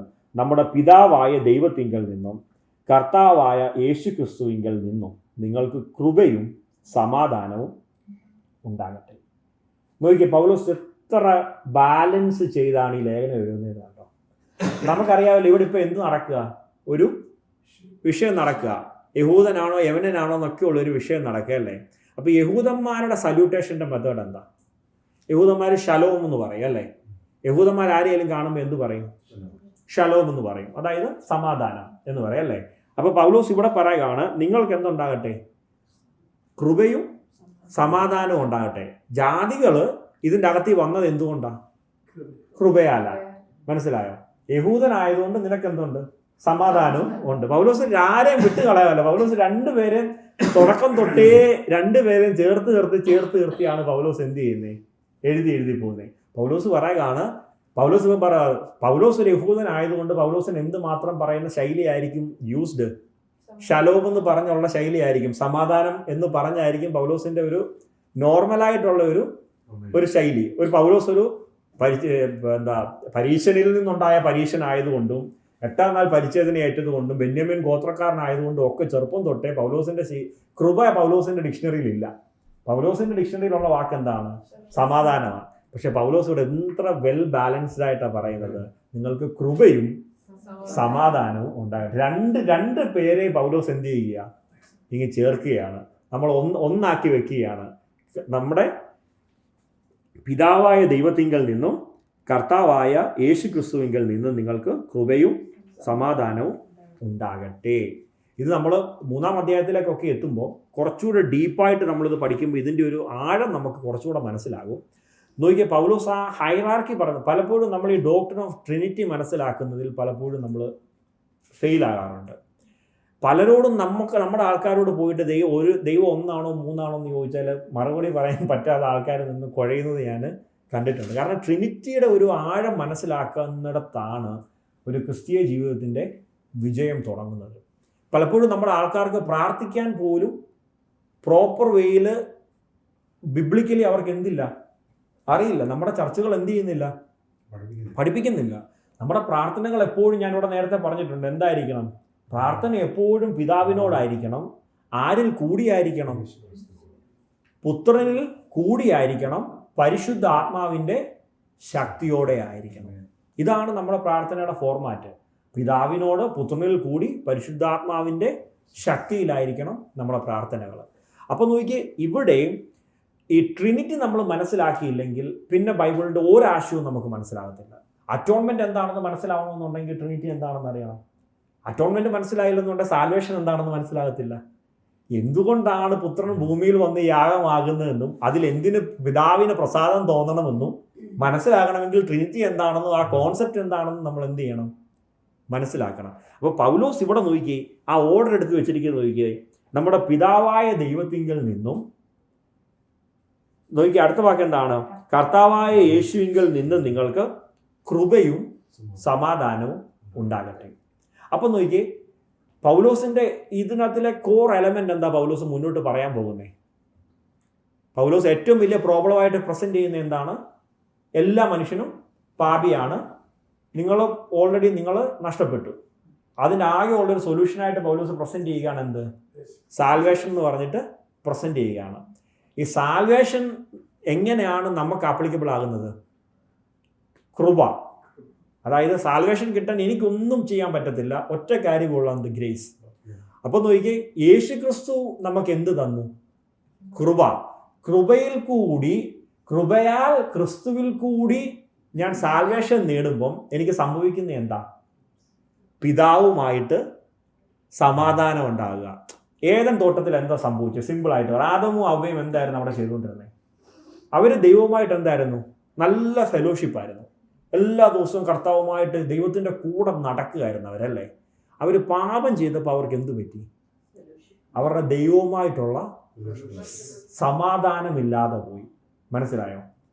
യേശു ക്രിസ്തുവിൽ കൂടി കൃപയാൽ നമുക്ക് രക്ഷ വന്നപ്പോൾ നമുക്ക് എന്ത് പറ്റി? ആ നഷ്ടപ്പെട്ട പിതാവായ ദൈവത്തിങ്കൽ നഷ്ടപ്പെട്ട സമാധാനം എന്ത് കിട്ടി? തിരികെ കിട്ടി. ഇവിടെ പൗലോസ് പറയുക, നമ്മുടെ പിതാവായ ദൈവത്തിങ്കൽ നിന്നും പുത്രനായ കർത്താവിങ്കിൽ നിന്നും കൃപയും സമാധാനവും ഉണ്ടാകട്ടെ. നോക്കി, രണ്ട് വാക്കുകളിൽ പൗലോസ് മുന്നോട്ട് പറയാൻ പോകുന്ന ആശയങ്ങളെ ഉൾക്കൊള്ളിച്ചു. പൗലോസ് സംഭവിച്ച കാര്യങ്ങളെ, ഏതിന് സംഭവിച്ച കാര്യങ്ങൾ ക്രിസ്തുവിൽ കൂടി റിഡീം ചെയ്യുന്നതിനെ മുന്നോട്ട് പറയാൻ പോകുന്ന ആശയങ്ങളെ പൗലോസ് അതിൻ്റെ അകത്ത് ഉൾക്കൊള്ളിച്ചു. അതിൻ്റെ കൂടെ തന്നെ പൗലോസ് അഡ്രസ്സ് ചെയ്യുന്ന രണ്ട് ആൾക്കാരെയും കൂടെ കൊണ്ടുവന്നു. കൃപയും കൊണ്ടുവന്നു, സമാധാനവും കൊണ്ടുവന്നു. കൃപയാൽ ജാതികൾ ഇതിൻ്റെ അകത്തുണ്ട്, ശലോം സമാധാനം കൊണ്ട് യഹൂദൻ ഇവിടെ ഉണ്ട്, ഇതിൻ്റെ അകത്ത് ഉണ്ട്. അപ്പോൾ ഇത്രയും പേരെ അഡ്രസ്സ് ചെയ്തിട്ട് പൗലോസ് പോവാം. അടുത്ത വാക്യം വളരെ ഇമ്പോർട്ടൻ്റ് ആയിട്ടുള്ളൊരു വാക്യമാണ്. അല്ലേ? അതെ അതെ.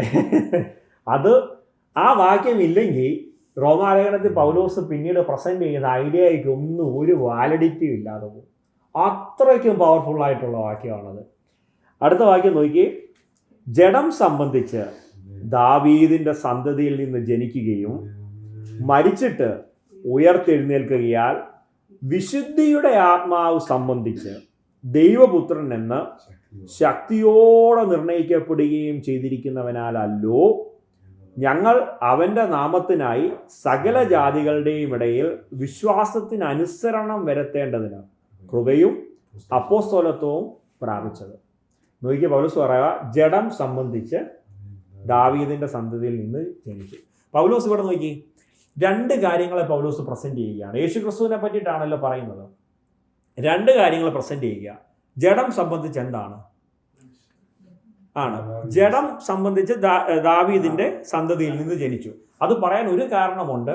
ഒന്ന് എന്താണ്? യഹൂദന്മാർക്ക് അറിയാം എന്ത്? ദാവീദിന്റെ സന്തതിയായിട്ടാണ് മശിഹ വരേണ്ടതെന്നറിയാം.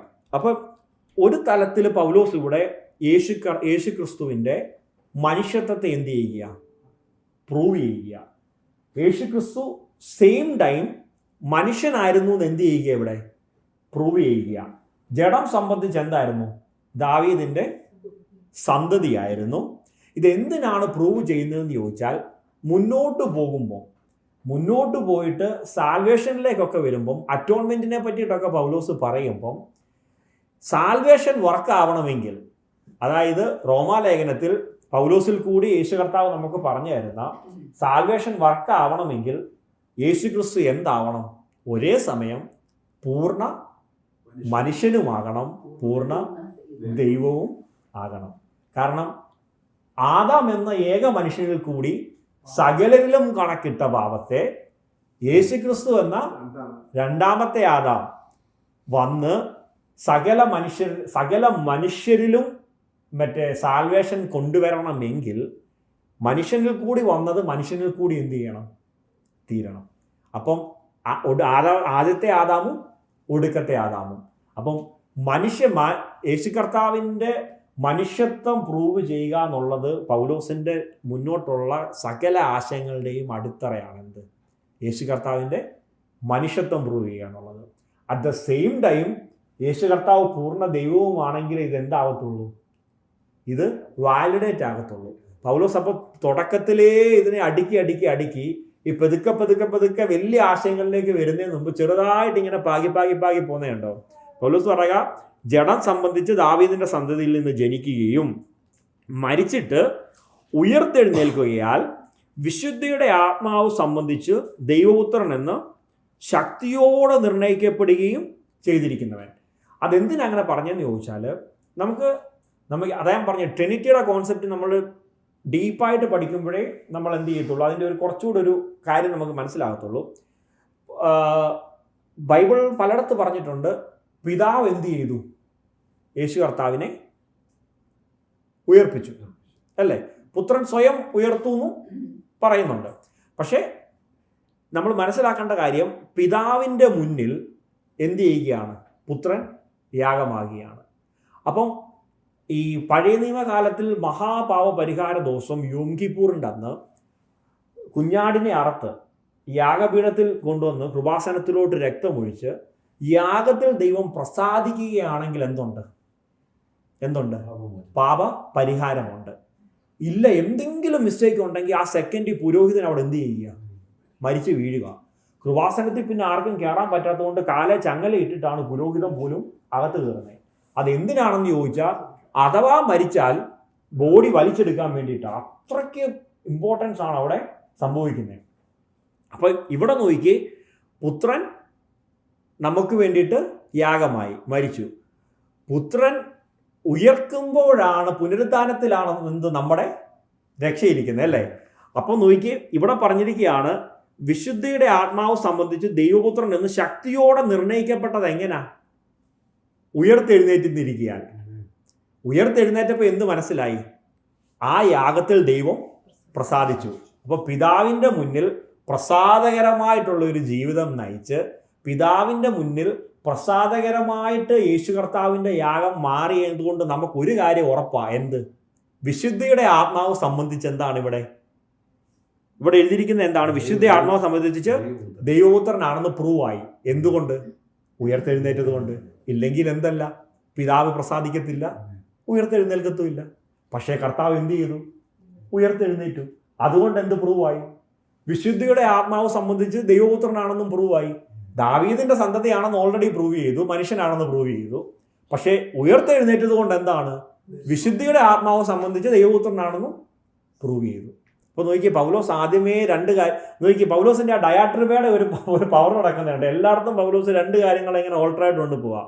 മറ്റേടത്ത് ഗ്രേസ് ആൻഡ് പീസ് പറഞ്ഞു.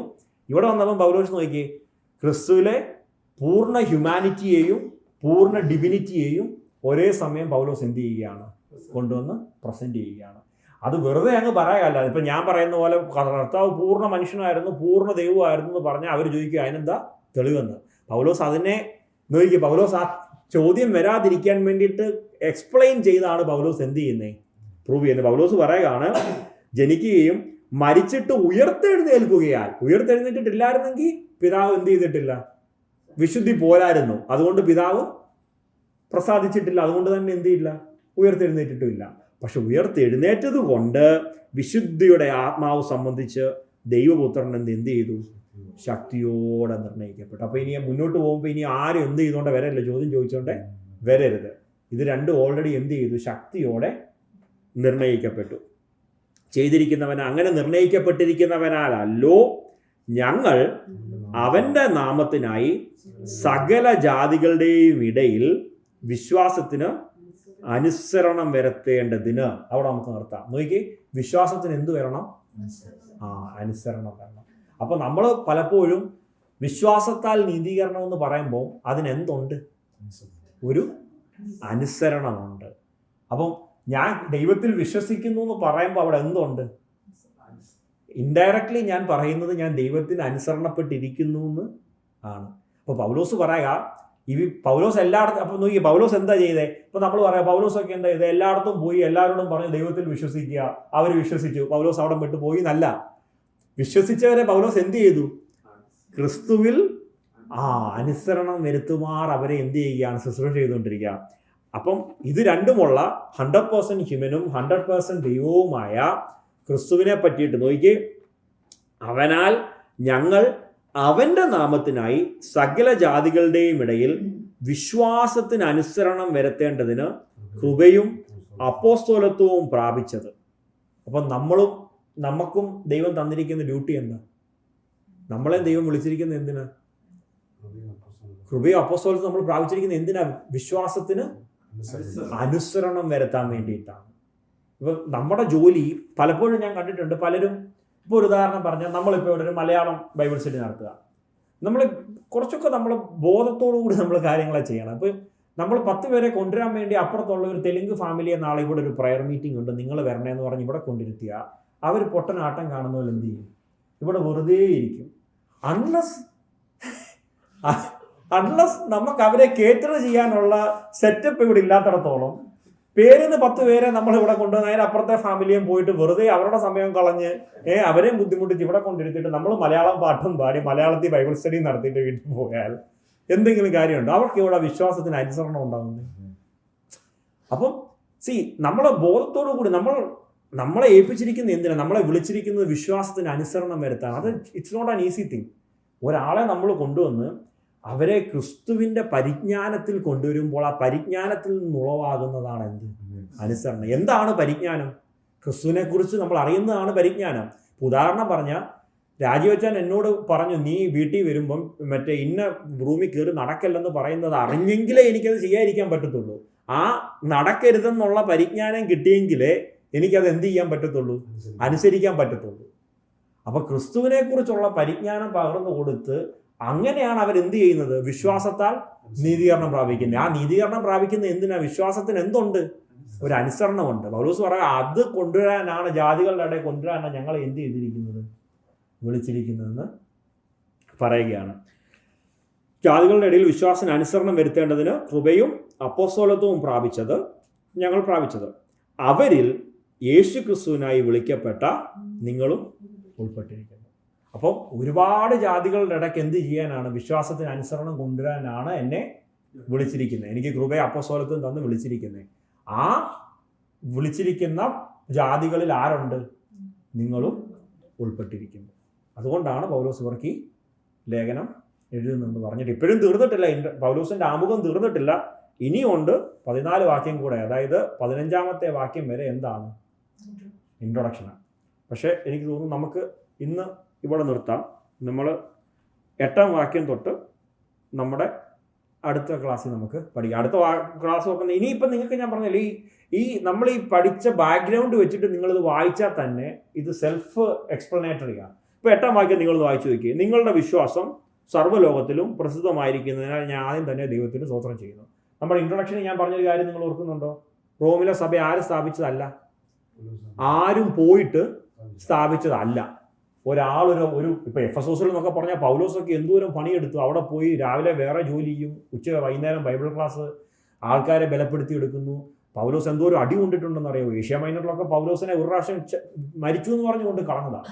ഇത്രയൊക്കെ ചെയ്തിട്ടാണ് ഓരോ സ്ഥലത്ത് സഭ ഉണ്ടാക്കിയെടുക്കുന്നത്. അപ്പോൾ റോമിലെ സഭ ഇതൊന്നുമില്ല. പെന്തക്കോസ്താൾ വന്നപ്പോൾ അവിടെ കുറച്ച് പേര് കൊണ്ട് ഇത് കണ്ട് വിശ്വസിച്ചു. അവർ നേരെ റോമിൽ പോയിട്ട് എന്ത് ചെയ്യുക? സഭ ഉണ്ടാക്കുക. അപ്പോൾ പൗലോസ് ഇവിടെ പറയാം, നിങ്ങളുടെ വിശ്വാസം എന്തുവാ? സർവ്വലോകത്തിലും പ്രസിദ്ധമാണ്. സിമ്പിൾ.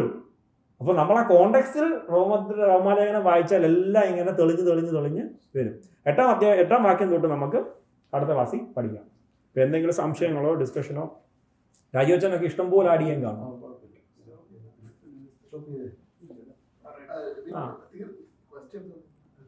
ക്വസ്റ്റ്യൻസ് ഇരിക്കട്ടെ, ഓടട്ടെ, കുഴപ്പമില്ല, ആവശ്യമായിട്ട് കട്ട് ചെയ്യാം. രാജിവെച്ചനൊക്കെ ഒരുപാട് ആഡ് ചെയ്യാൻ കാണും. ആർക്കും നിങ്ങൾക്കൊക്കെ ഒരുപാട് പെർസ്പെക്റ്റീവ്സ് കാണും. നിങ്ങളെല്ലാവരും റോമാലേഖനത്തിൽ അഗ്രഗണ്യരാണെന്ന് എനിക്കറിയാം. ഞാൻ ചിന്തിച്ചത് ഈ പൗലോസിന് എഴുതാനുള്ള ആയിരുന്നു പറഞ്ഞു കഴിഞ്ഞാൽ നമുക്ക് ചിന്തിക്കാൻ പറ്റാത്ത ഒരു ദൈവകൃപയാണ്. നിശ്ചയമായിട്ടും പിന്നെ നിശ്ചയമായിട്ടും അത് പരിശുദ്ധാത്മാവ് അത്രത്തോളം ബലപ്പെടുത്തിയിട്ടാണ്. അല്ലെങ്കിൽ ഇത്ര ഈടുറ്റിയ ഒരു ലേഖനം ഒന്നും ഒരു മനുഷ്യൻ എഴുതല്ലേ രാജേഷ്? ഒരു മനുഷ്യൻ അങ്ങനെ ചിന്തിക്കാൻ പറ്റുമെന്ന് പോലും എനിക്ക് നമ്മുടെ ആട്രിബ്യൂട്ട്സ് ഒക്കെ ദൈവത്തിന്റെ ആട്രിബ്യൂട്ട്സിനെ വേണ്ടി സംസാരിക്കുമ്പോൾ പഴയ ചർച്ചിലുണ്ടായ ഒരു ക്വസ്റ്റ്യൻ ആണ് അത് റോമൻസ് പഠിപ്പിക്കുമ്പോൾ ക്വസ്റ്റ്യൻ വാസ് ദിസ് 100% ഹ്യൂമനും 100% ഗോഡ് ആവുമ്പോൾ ദൈവത്തിന് പാപം ചെയ്യാൻ പറ്റുമോ? പാപം ചെയ്യാൻ പറ്റുമോ? ക്യാരക്ടർ ക്യാൻ ഗോഡ് സിൻ ഒരു ക്വസ്റ്റ്യൻ വന്നു. എനിക്കറിയത്തില്ല സംഭവം അങ്ങനെ ഒരു അറിയാം ഓർമ്മ ഇംപെക്കബിലിറ്റി ഓഫ് ജീസസ് ക്രൈസ്റ്റ് എന്ന ടോപ്പിക്. എനിക്ക് അപ്പം ഒരു ക്ലാരിറ്റി ഇല്ല, നമ്മളത് അങ്ങനെ വിട്ടു. അല്ല അതൊരു സില്ലി ചോദ്യമായിട്ടാണ്. അല്ല അതിന് ക്ലാരിറ്റി കുറവൊന്നുമില്ല. പാപം ചെയ്യാൻ പറ്റുമായിരുന്നു വെച്ചാൽ 100% പറ്റും. പറ്റുമായിരുന്നിട്ടും ചെയ്യാതിരുന്നത് കൊണ്ടാണ് ദൈവം ചെയ്തതിനെ വലിയതായിട്ട് നമുക്ക് കാണേണ്ടി വരുന്നത്. അതെന്താ പറ്റാത്ത? അങ്ങനെ നമുക്ക് എല്ലാ കാര്യങ്ങളും പറ്റും, ദൈവത്തിന് ചില കാര്യങ്ങൾ വഴിയത്തില്ല. അതൊരു ഒരു സില്ലി ചോദ്യമായിട്ട് വന്നു. അതെ, നമ്മൾ മനസ്സിലാക്കേണ്ട കാര്യം, ദൈവത്തിന് കഴിയില്ലായിരുന്നുണ്ടെങ്കിൽ പാപം ചെയ്യത്തില്ല. അങ്ങനല്ല, കഴിയില്ലായിരുന്നുണ്ടെങ്കിൽ പിതാവിന്റെ മുന്നിൽ പ്രസാദകരമായി എന്നുള്ളതിനകത്തൊന്നും ഒരു വാല്യൂ ഇല്ല. എന്തായാലും പറ്റത്തില്ല, പിന്നെ എന്തിനാണ് ദൈവം പിതാവിന്റെ മുന്നിൽ ഇത് ചെയ്യേണ്ടത്? നമ്മൾ ഇത്ര കാര്യമായിട്ട് പൗലോസ് പ്രസന്റ് ചെയ്യണ്ടേ? നമ്മൾ മനസ്സിലാക്കേണ്ട കാര്യം, എന്തുകൊണ്ടാണ് കർത്താവ് ഭൂമി വന്നിട്ട്? ദൈവം എന്തായാലും വന്ന എന്തിനാണ്? പാവപരിഹാരത്തിന് വേണ്ടിയിട്ടാണ്. കർത്താവ് ഭൂമിയിൽ എന്തുകൊണ്ട് ജനിച്ചു? 12ാമത്തെ വയസ്സായപ്പോഴത്തേക്ക് കർത്താവ് എന്ത് ചെയ്തു? മറ്റേ യെരൂശലേം ദേവാലയത്തിലൊക്കെ ചെന്നിട്ട് അവരോട് തർക്കിച്ചു. ജ്ഞാനം നിറഞ്ഞവനാണ് കർത്താവ്. ഈ 33.5 വയസ്സിന്റെ ഇമ്പോർട്ടൻസ് എന്താണ് നമ്മൾ മനസ്സിലാക്കണം. യഹൂദന്മാരെ സംബന്ധിച്ചിടത്തോളം ഇപ്പൊ കർത്താവ് യാഗമാകാൻ വന്ന ഒരാള് യാഗമായിട്ട് അങ്ങ് പോയാൽ മതി എന്നുണ്ടെങ്കിൽ ഒരു 15-16 വയസ്സൊക്കെ നല്ല പ്രായമായി യാഗമാകാൻ, അല്ലേ? പോട്ടെ, 18 വയസ്സ് 20 വയസ്സിന് എന്താ കുഴപ്പം? നല്ല ഒന്നാന്തരം പ്രായമല്ലേ? എന്തുകൊണ്ട് 33 നമ്മൾ മനസ്സിലാക്കേണ്ടത്? കർത്താവ് വെറുതെ വന്നിട്ട് അങ്ങ് യാഗമായി പോകല്ലായിരുന്നു. നമ്മൾ മനസ്സിലാക്കേണ്ട കാര്യം, ന്യായപ്രമാണം സകലവും നിവൃത്തിയായി. എന്ത്? ഒരു ഉദാഹരണം പറഞ്ഞാൽ, മനുഷ്യനെ കൊണ്ട് നമ്മളെ കൊണ്ട് എന്ത് ചെയ്യാൻ പറ്റത്തില്ല? ന്യായപ്രമാണം കീപ്പ് ചെയ്യാൻ പറ്റത്തില്ല. നമുക്ക് വേണ്ടിയിട്ട് കർത്താവ് എന്ത് ചെയ്തു? ഇത് നിവർത്തിച്ചു. ഇത് നിവർത്തിക്കണമെങ്കിൽ എന്ത് വേണം? വന്നതിൻ്റെ പിറ്റേ ദിവസം കർത്താവ് യാഗമാകുമല്ല. 33.5 വർഷം കർത്താവ് ഭൂമിയിൽ നടന്ന് കർത്താവ് ഇത് ഓരോന്നും എന്ത് ചെയ്യുക? ഫുൾഫിൽ ചെയ്യുക. 30 വയസ്സെന്ന് പറഞ്ഞ ഒരു യഹൂദൻ ഒരാളെ മാനായിട്ട് കണക്കാക്കുന്നത് 30ാമത്തെ വയസ്സിലാണ്. അതായത് ഒരാളുടെ ഒരു സ്റ്റേറ്റ്മെന്റിനെ വാല്യുബിളായിട്ട് ഒരു യഹൂദൻ കൺസിഡർ ചെയ്യുന്നത് 30ാമത്തെ വയസ്സ് തൊട്ടാണ്. അതായത് അതിൻ്റെ കണക്ക് അവരിങ്ങനെ പറയുന്നത്, 4ാമത്തെ വയസ്സിൽ ഒരു യഹൂദ കുഞ്ഞിനെ, ആൺകുഞ്ഞിനെ ആണെങ്കിൽ ഇവരെന്ത് ചെയ്യും? ന്യായപ്രമാണം പഠിപ്പിച്ചു തുടങ്ങും. ഏതാണ്ട് 12-13 വയസ്സാവുമ്പം ഇത് കംപ്ലീറ്റ് ചെയ്യുമ്പം സൺ ഓഫ് ലോ, അതായത് ന്യായപ്രമാണ പുത്രൻ എന്നൊരു പദം ഓർക്ക് കിട്ടും. അതെന്താ വെച്ചാൽ പറയുന്നത് അതിന്? അല്ല, ആ ദിവസത്തിന് ഇപ്പോഴും ഉണ്ടല്ലോ. അതിനെന്താ പറയുന്നത്? ആ കല്യാണം പോലൊരു സാധനം, ബർമിച്വ. അപ്പൊ സൺ ഓഫ് ലോ എന്നുള്ള, അതായത് ന്യായപ്രമാണ പുത്രൻ എന്നുള്ള പൊസിഷൻ അവർക്ക് കിട്ടും. അത് കഴിഞ്ഞിട്ട് റാബായി ആവാൻ വേണ്ടി പഠിക്കുന്ന ഒരാള് ബാർമിച്വ. അത് കഴിഞ്ഞിട്ട് റാബായി ആകാൻ വേണ്ടി പഠിക്കുന്ന ഒരാള് റാബായി ആകാൻ പഠിക്കണം. ചിലർ അപ്പൻ്റെ തൊഴിൽ എന്ത് ചെയ്യും? സഹായിക്കാൻ പോകും. ആ തൊഴിൽ പഠിക്കണമെങ്കിൽ പോലും ഏറ്റവും കുറഞ്ഞ 10-12 കൊല്ലം എന്ത് ചെയ്യണം? അപ്പൻ്റെ കൂടെ ജോലി ചെയ്യണം. റാബായി ആകാൻ പോകുകയാണെങ്കിൽ ഏറ്റവും കുറഞ്ഞത് എത്ര കൊല്ലം? 10-15 കൊല്ലം പഠിക്കണം. അപ്പോൾ ബേസിക്കലി ഈ പഠനങ്ങളെല്ലാം കൂടെ കഴിഞ്ഞിട്ട് ഒരാൾ ഒരു തികഞ്ഞ പുരുഷനായി, ഇതിനൊക്കെ മുമ്പേ ഒരു കല്യാണം കഴിയും കേട്ടോ, പക്ഷെ ഒരു തികഞ്ഞ പുരുഷനായി ഒരു യഹൂദൻ അക്സെപ്റ്റബിൾ ആയിട്ടുള്ള ഒരു കമൻറ്റ് പറയുന്ന ഒരാളെ കാണുന്ന ഒരു 30ാമത്തെ വയസ്സ് തൊട്ടാണ്. അതുകൊണ്ടാണ് യേശു കർത്താവ് 30ാമത്തെ വയസ്സിൽ എന്ത് ചെയ്യുന്നത്? ശുശ്രൂഷ ആരംഭിക്കുന്നത്. 30ാമത്തെ വയസ്സിൽ ശുശ്രൂഷ തുടങ്ങിയിട്ട് യേശു കർത്താവ് അടുത്ത 3.5 വർഷം എവിടാ പ്രസംഗിച്ചത്? യേശു ജനിച്ച് ജീവിച്ച എവിടെയായിരുന്നു? യേശു ഗലീലയിൽ വന്നിട്ട്, യേശു എവിടെയായിരുന്നു? ഗലീലയിലെ ഏത് പട്ടണത്തിലായിരുന്നു യേശു വന്ന് ജീവിച്ചത്? നസറേത്തിൽ.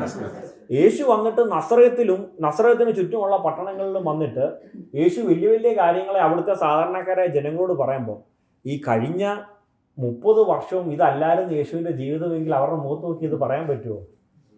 നിനക്ക് മറ്റേ പുതപ്പില്ലാത്തവൻ എന്ത് ചെയ്യണം? ഞാനിപ്പോൾ പുറത്തിറങ്ങി എന്നിട്ട് ഞാൻ ഇന്നലെ ചെയ്യാത്തൊരു കാര്യം, വലിയ കാര്യത്തിൽ പ്രസംഗിച്ച ആൾക്കാർ പറഞ്ഞിട്ടേ മിനിഞ്ഞാന്ന് നീ അതുവഴി പോയപ്പോൾ നീ ഇന്നലെല്ലോ പറഞ്ഞെന്ന് മുഖത്ത് നോക്കി പറയത്തില്ലേ?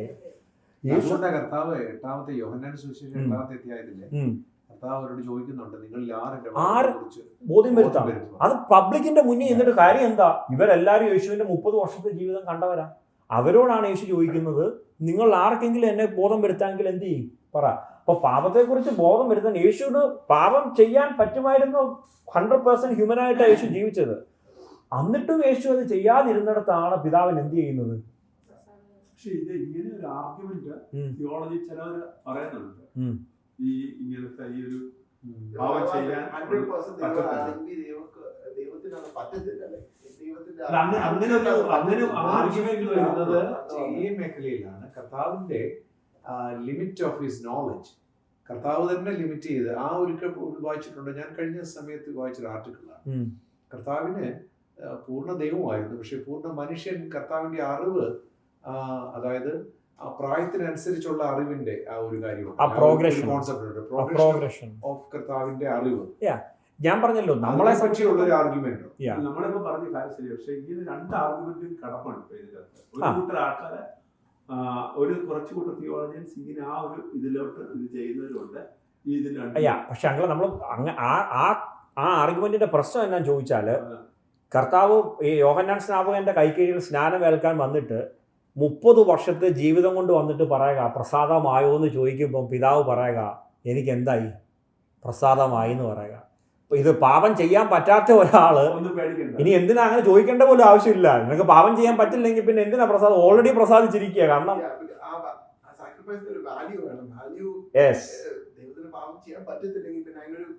അതെ. അപ്പൊ അങ്ങനെയാണെന്നുണ്ടെങ്കിൽ 100% ഹ്യൂമൻ എന്നുള്ളതിനും അവിടെ ചോദ്യം ചെയ്യപ്പെടുക. മനസ്സിലായോ? അങ്ങനെയാണെന്നുണ്ടെങ്കിൽ പൂർണ്ണ മനുഷ്യനായിരുന്നു എന്നുള്ളതിനും ചോദ്യം ചെയ്യപ്പെടുകയാണ് അവിടെ. അപ്പം അവിടെയാണ് നമ്മൾ വരുന്നത്. നമ്മുടെ ദൈവം പാപം ചെയ്യാൻ കഴിയും. ദൈവം പൂർണ്ണ മനുഷ്യനായതുകൊണ്ട് തന്നെ ദൈവത്തിന് പാപം ചെയ്യാമായിരുന്നു. പക്ഷെ എന്നിട്ടും ദൈവം എന്ത് ചെയ്തില്ല?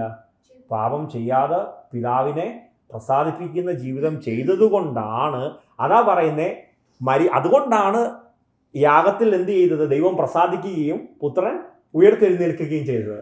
അതുകൊണ്ടാണ് പൗലോസ് പറയുന്നത്, അതുകൊണ്ട് 100% വിശുദ്ധി സംബന്ധിച്ച് എന്താണ്? വിശുദ്ധി സംബന്ധിച്ച് ആ വാക്യം എങ്ങനെ?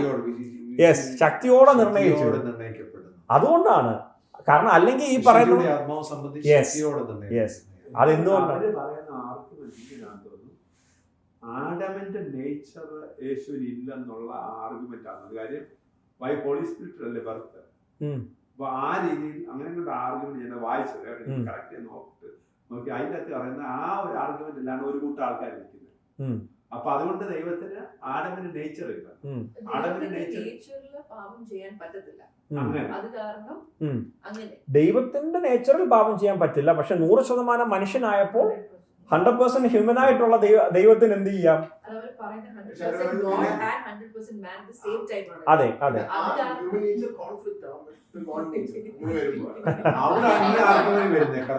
കർത്താവിന്റെ അറിവിനെ തന്നെ പരിമിതപ്പെടുത്തി എന്നുള്ളത്.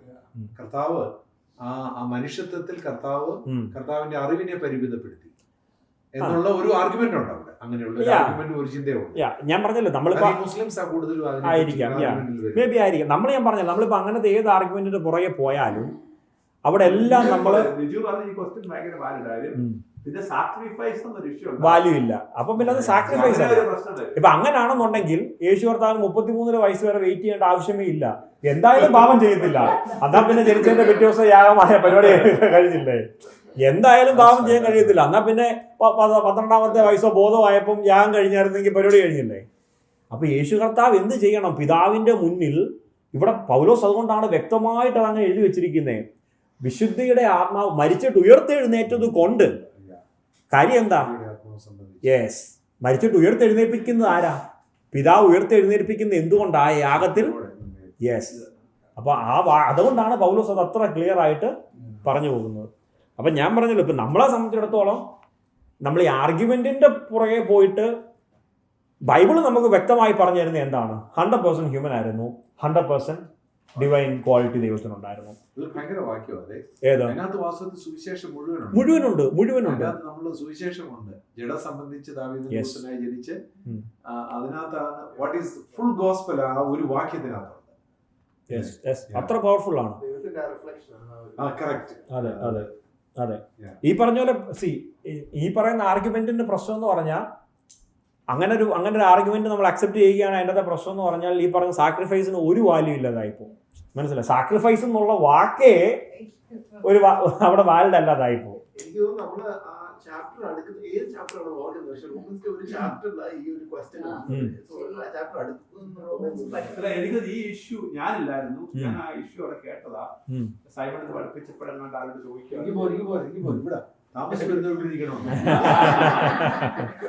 ഞങ്ങൾ ഇന്ന് പുഷപ്പും ഉണ്ടായിരുന്നു, രണ്ടുപേരും കൂടി പുഷപ്പ് ഇവിടെ വെച്ചേക്കുവായിരുന്നു. അതെ സന്തോഷ, നമ്മള് മറ്റേ കൂലങ്കർഷമായ ചോദ്യങ്ങളൊക്കെ കേട്ടോ. സന്തോഷ മിസ് ചെയ്തു.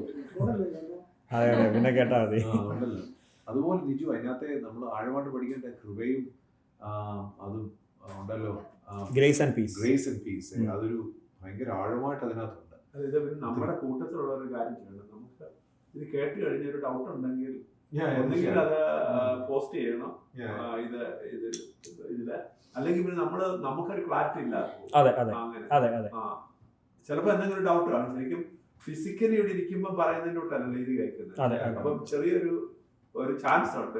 ഞാൻ പറഞ്ഞില്ലേ, നിങ്ങളിത് ഇപ്പൊ നമ്മളെ സംബന്ധിച്ചിടത്തോളം നമ്മുടെ എയിം എന്ന് പറയുന്നത് ഇതിപ്പോ 10,000 പേരിൽ റീച്ച് ആയില്ലെങ്കിലും മിനിമം നമ്മൾ ഇവിടെ ഇരിക്കുന്നവർ എന്ത് ചെയ്യുക, നമ്മളൊരു പേജിൽ എത്തുക, നമ്മൾ ക്രിസ്തുവിൽ വളരുക എന്നുള്ളതാണ്. ഇപ്പൊ ഞാൻ പറഞ്ഞല്ലോ, ഇപ്പൊ നമുക്ക് ഈ ആർഗ്യുമെന്റ് വരുമ്പോൾ ഉള്ള പ്രശ്നം എന്നാന്ന് ചോദിച്ചാൽ, ദൈവത്തിന് പാപം ചെയ്യാൻ കഴിയില്ലായിരുന്നു എന്നുണ്ടെങ്കിൽ ദൈവം സാക്രിഫൈസ് എന്നുള്ള വാക്കിനെ അവിടെ അർത്ഥമില്ലാതായി പോവുകയാണ്. അങ്ങനെയാണെന്നുണ്ടെങ്കിൽ പിതാവ് പ്രത്യേകിച്ച് പ്രസാദിക്കേണ്ട ആവശ്യമേ വരുന്നില്ലല്ലോ. ഓൾറെഡി പിതാവ് പ്രസാദിക്കാതിരിക്കാൻ എന്ത് കാരണമാണ്? ആ ചോദ്യത്തിന് ബൈബിളിന്റെ കോൺസെപ്റ്റേ അവിടെ തെറ്റിപ്പോവുകയാണ്. പൗലോസ് ഇവിടെ എന്തുകൊണ്ടാണ് പൗലോസ് സ്പെസിഫൈ ചെയ്ത് പറയുന്നത്, മരിച്ചിട്ട് ഉയർത്തെഴുന്നേറ്റിരിക്കുന്നതിനാൽ വിശുദ്ധിയുടെ ആത്മാവ് സംബന്ധിച്ച് ദൈവപുത്രൻ എന്ന് ശക്തിയോടെ നിർണയിക്കപ്പെടുകയും. കാരണം മരിച്ചിട്ട് ഉയർത്തില്ലായിരുന്നെന്നുണ്ടെങ്കിൽ അതിനർത്ഥം എന്താ? ആ യാഗത്തിൽ പിതാവ് പ്രസാദിച്ചിട്ടില്ല. പിതാവ് പ്രസാദിച്ചില്ലെങ്കിൽ അതിനർത്ഥം എന്തു പറ്റി? എവിടോ പാപം സംഭവിച്ചിട്ടുണ്ട്. മനസ്സിലായോ? അതുകൊണ്ടാണ് പൗലോസ് ഇവിടെ പറയുന്നേ, പാവം സംഭവിച്ചിട്ടില്ല, അത് വിശുദ്ധിയുടെ ആത്മാവ് സംബന്ധിച്ച് നമുക്ക് ശക്തിയോടെ ഉറപ്പിക്കാം. അതിന്റെ കാരണം എന്താ? പിതാവ് അവനെ ഉയർപ്പിച്ചു. അപ്പം ഇത്രയൊക്കെ കോംപ്ലിക്കേറ്റഡ് ആയിട്ട് പൗലോസ് പറഞ്ഞു വെക്കേണ്ട കാര്യം എന്താ? പാപം ചെയ്യാൻ പറ്റത്തില്ലായിരുന്നെങ്കിൽ ഇതിനൊന്നും ഒരു വാലിഡിറ്റി ഇല്ലാതായി പോവാം. അപ്പൊ ദൈവത്തിന് കഴിയുമായിരുന്നു, പക്ഷെ ദൈവം എന്ത് ചെയ്തില്ല? പാപം ചെയ്തില്ല. അവിടെയാണ് ദൈവം നമുക്ക് വേണ്ടിയും ദൈവത്തിന്റെ വിശുദ്ധി എത്രത്തോളം വലുതാണെന്നും നമ്മൾ മനസ്സിലാക്കുന്നത്.